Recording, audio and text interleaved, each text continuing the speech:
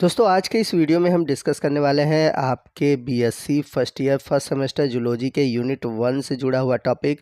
और हमारा आज का जो टॉपिक है वो है इंडो मेम्ब्रेन सिस्टम। तो आज के इस वीडियो में हम जानेंगे कि इंडो मेम्ब्रेन सिस्टम होता क्या है, इंडो मेम्ब्रेन सिस्टम काम कैसे करता है और इंडो मेम्ब्रेन सिस्टम के कौन कौन से कंपोनेंट है। तो टॉपिक बड़ा ही इम्पॉर्टेंट है क्योंकि एग्ज़ाम के पॉइंट ऑफ व्यू से देखा जाए तो इस टॉपिक से रिलेटेड आपके एग्ज़ाम में क्वेश्चन पूछे जाते हैं। तो आइए सबसे पहले समझते हैं कि इंडो मेम्ब्रेन सिस्टम होता क्या है।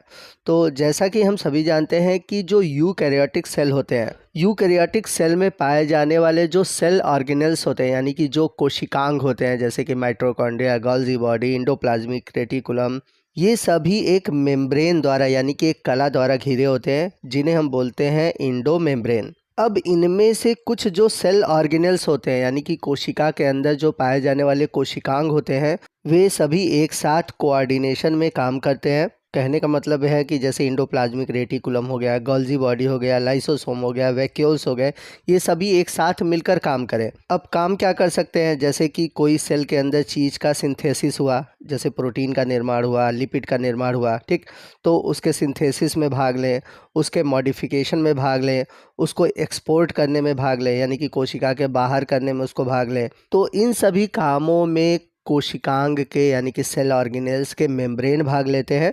इसी को हम बोलते हैं इंडो मेम्ब्रेन सिस्टम। जैसे अगर हम एग्जाम्पल के रूप में बात करें कि जैसे आपके कॉलेज में कोई फंक्शन है तो उस फंक्शन में वहाँ के कर्मचारी भी भाग लेते हैं, टीचर भी भाग लेते हैं, आप भी उस प्रोग्राम में पार्टिसिपेट करते हो, तो सबके कोऑर्डिनेशन से ही वो जो फंक्शन होता है वो सक्सेसफुल हो पाता है। तो ठीक इसी तरह सेल के अंदर इंडो मेम्ब्रेन सिस्टम के अंतर्गत जितने भी सेल ऑर्गेनेल्स होते हैं वो मिल के काम करते हैं और सेल के फंक्शन को परफॉर्म करते हैं। तो इंडो मेम्ब्रेन सिस्टम होता क्या है मैंने आपको यहाँ पर समझा दिया। अब आइए देखते हैं कि हम इसे डिफाइन कैसे कर सकते हैं, एग्ज़ाम में हम इसे लिख कैसे सकते हैं। तो यहाँ पर आप देख सकते हैं लिखा हुआ है the endo membrane system is a collection of membrane bound organelles which work together to synthesise, modify and export the cell product like protein and lipids. तो कहने का मतलब ये है कि जो इंडो मेम्ब्रेन सिस्टम है यह ऐसे झिल्लियों से बने हुए अंगों का संग्रह है जिनमें कि प्रोटीन और लिपिड जैसे उत्पादों का संश्लेषण होता है, उसका संशोधन होता है, उसका निर्यात होता है और साथ ही साथ एक साथ और भी कई काम होते हैं। तो यहाँ पर अब ये बात आती है कि इंडो मेम्ब्रेन सिस्टम में कौन कौन से सेल ऑर्गेनेल्स भाग लेते हैं। तो इनमें endoplasmic reticulum, Golgi complex, lysosome और वैक्यूल्स भाग लेते हैं। इसके अलावा कुछ मेम्ब्रेन बाउंडेड ऑर्गेनेल्स हैं जो कि इंडो मेम्ब्रेन सिस्टम में भाग नहीं लेते और ये स्वतंत्र रूप से अपना काम करते हैं, जैसे कि माइटोकॉन्ड्रिया, क्लोरोप्लास्ट और पेरोक्सिसोम। तो इस तरह से देखा जाए तो इंडो मेम्ब्रेन सिस्टम के मेन कंपोनेंट कौन कौन से हैं। मेन कंपोनेंट अगर पूछे तो होंगे endoplasmic reticulum, Golgi complex, lysosome और वैक्यूल्स। तो यहाँ पर चारों इंडो मेम्ब्रेन सिस्टम के नाम लिखे हुए हैं। तो आइए हम एक एक करके इनका कार्य समझते हैं और देखते हैं कि कैसे इनका कार्य एक दूसरे से रिलेटेड होता है। तो जैसा कि हम सभी जानते हैं कि सेल के बाहर जो मेम्ब्रेन होती है उसे हम कहते हैं प्लाज्मा मेम्ब्रेन। तो सेल की जो आउटर कवरिंग होती है वही होती है प्लाज्मा मेम्ब्रेन। अब सेल के अंदर कंट्रोल कौन करता है, तो हम सभी जानते हैं कि सेल के अंदर जो कंट्रोल करने का काम होता है वो होता है न्यूक्लियस का। और न्यूक्लियस किससे घिरा होता है, न्यूक्लियर मेम्ब्रेन से। और अगर आपने देखा होगा तो जो न्यूक्लियर मेम्ब्रेन है उस पे आपको इंडोप्लाज्मिक रेटिकुलम जुड़े हुए दिखाई देते हैं और इन इंडोप्लाज्मिक रेटिकुलम पर आप देखेंगे तो छोटे छोटे दानेनुमा संरचना दिखाई देती है जिसे हम कहते हैं राइबोसोम। और जिन इंडोप्लाज्मिक रेटिकुलम पर राइबोसोम होता है उन इंडोप्लाज्मिक रेटिकुलम को हम बोलते हैं RER यानी कि रफ इंडोप्लाज्मिक रेटिकुलम। और राइबोसोम हम सभी जानते हैं कि प्रोटीन का सिंथेसिस करता है। तो जो रफ इंडोप्लाज्मिक रेटिकुलम है वो प्रोटीन का सिंथेसिस करते हैं। तो रफ इंडोप्लाज्मिक रेटिकुलम यानी कि RER में प्रोटीन का सिंथेसिस होता है।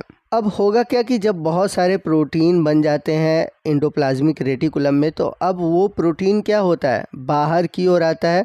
बाहर की ओर आता है इंडोप्लाज्मिक रेटिकुलम के, तो वहाँ पर एक वैक्यूल्स बनता है। और इस वैक्यूल में क्या किया जाएगा कि जो प्रोटीन है उसको रख दिया जाएगा। तो यहाँ पर एक थैलीनुमा संरचना बनती है जिसमें कि प्रोटीन होता है। अब ये जो प्रोटीन वाली थैली है, अब ये आगे जाएगी एक दूसरे थैलीनुमा संरचना के पास जिसका नाम है गोल्जी apparatus या फिर हम कह सकते हैं गोल्जी कॉम्प्लेक्स। अब ये जो वैक्यूल है ये क्या करेगा कि इस प्रोटीन को दे देगा गोल्जी apparatus को। अब गोल्जी क्या करेगा कि इसको एक एक करके आगे की ओर पास करता रहेगा। तो यहाँ पर आपको क्या लगता है कि गोल्जी कॉम्प्लेक्स क्या करेगा, इसको केवल पास ही करेगा? नहीं, ऐसा भी हो सकता है कि गोल्जी apparatus जो है इस प्रोटीन का मॉडिफिकेशन भी कर सकता है। मॉडिफिकेशन करने का मतलब कि ये इनमें से बहुत सी चीज़ों को निकाल भी सकता है, इसमें ऐड भी कर सकता है। फॉर एग्ज़ाम्पल अगर हम बात करें कि यहाँ पर ये प्रोटीन पर कार्बोहाइड्रेट ऐड कर सकता है, जैसे कि बना सकता है ग्लाइकोप्रोटीन, या फिर हो सकता है लिपिड को ऐड कर सकता है, यानी कि बना सकता है लिपोप्रोटीन। तो इस तरह से ये क्या करेगा, ये प्रोटीन को मॉडिफाई कर देगा, उसमें बदलाव कर देगा, ठीक है। और मॉडिफाई करने के बाद अब ये क्या करेगा, प्रोटीन को छोटे छोटे थैलियों में बंद कर देगा, यानी कि उसको पैक कर देगा। तो जब ये प्रोटीन मॉडिफाई हो जाता है तो ये फिर से, जैसे कि पीछे आपने देखा कि रफ एंडोप्लाज्मिक रेटिकुलम में ये बाहर की ओर निकलता है और उसके बाहर की ओर वैक्यूल बनती है, तो सेम वैसे ही फिर से दोबारा वैक्यूल बनती है, थैली बनती है, जिसके अंदर अब होता है मॉडिफाइड प्रोटीन। अब ये मॉडिफाइड प्रोटीन कहाँ कहाँ जा सकता है, जैसे कि जा सकता है लाइसोसोम के पास, क्योंकि अगर ये लाइसोसोम का होगा प्रोटीन तो लाइसोसोम के पास चला जाएगा। या फिर हो सकता है ये प्लाज्मा मेम्ब्रेन के पास चला जाए, क्योंकि अगर ये प्लाज्मा मेम्ब्रेन का प्रोटीन है तो ये कहाँ भेज दिया जाएगा, प्लाज्मा मेम्ब्रेन के पास भेज दिया जाएगा। और या फिर ऐसा भी हो सकता है कि अब ये वैक्यूल क्या करे कि इस मॉडिफाइड प्रोटीन को प्लाज्मा मेम्ब्रेन के बाहर ही फेंक दे, ठीक है, यानी कि प्लाज्मा मेम्ब्रेन के बाहर भी निकाला जा सकता है। तो यहाँ पर आप देख रहे हैं कि किस तरह से प्रोटीन का ट्रांसपोर्ट किया जा रहा है 1 बाई 1। अब यहाँ पर आपको बता दें कि यहाँ पर सिर्फ प्रोटीन को ही ट्रांसफ़र नहीं किया जा रहा है, यहाँ पर हो सकता है लिपिड भी हो सकता है, कार्बोहाइड्रेट भी हो सकता है, ठीक है। अब जैसे अगर आप देखेंगे तो न्यूक्लियस के बाहर SER यानी कि स्मूथ एंडोप्लाज्मिक रेटिकुलम भी होते हैं, और स्मूथ एंडोप्लाज्मिक रेटिकुलम किसका फॉर्मेशन करते हैं, लिपिड का फॉर्मेशन करते हैं। अब ये हो सकता है ये लिपिड अब वैसे ही किसके पास जाए, गोल्जी apparatus के पास जाए, और गोल्जी apparatus क्या करेगा, इसको भी मॉडिफाई करेगा। अब मॉडिफाई कैसे कर सकता है, जैसे प्रोटीन को मॉडिफाई किया था तो प्रोटीन को मॉडिफाई करने के लिए लिपिड चाहिए होता था, तो ये लिपिड कहाँ से मिला होगा, यही स्मूथ एंडोप्लाज्मिक रेटिकुलम से मिला होगा।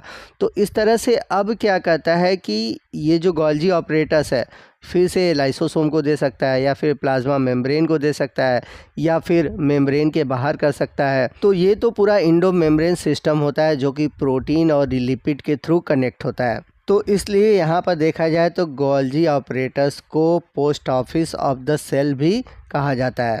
तो इसे पोस्ट ऑफिस क्यों कहते हैं, क्योंकि आपने देखा यहाँ पर ये मॉडिफिकेशन किया, चेंजेस किया, पैक किया, फिर उसको आगे भेज दिया। तो दोस्तों ये था हमारा इंडो मेम्ब्रेन सिस्टम। तो आपको आज का ये वीडियो कैसा लगा कमेंट करके ज़रूर बताइएगा। वीडियो अच्छा लगा हो तो प्लीज़ वीडियो को लाइक करिएगा, अपने दोस्तों में भी शेयर कीजिएगा, और चैनल पर नए हैं तो प्लीज़ चैनल को सब्सक्राइब कर लें, ताकि जब भी मैं इस तरह के इन्फॉर्मेटिव वीडियो अपलोड करूँ उसका नोटिफिकेशन आपको मिलता रहे। तो मिलते हैं अगले वीडियो में अगले टॉपिक के साथ, तब तक के लिए जय हिंद, जय भारत।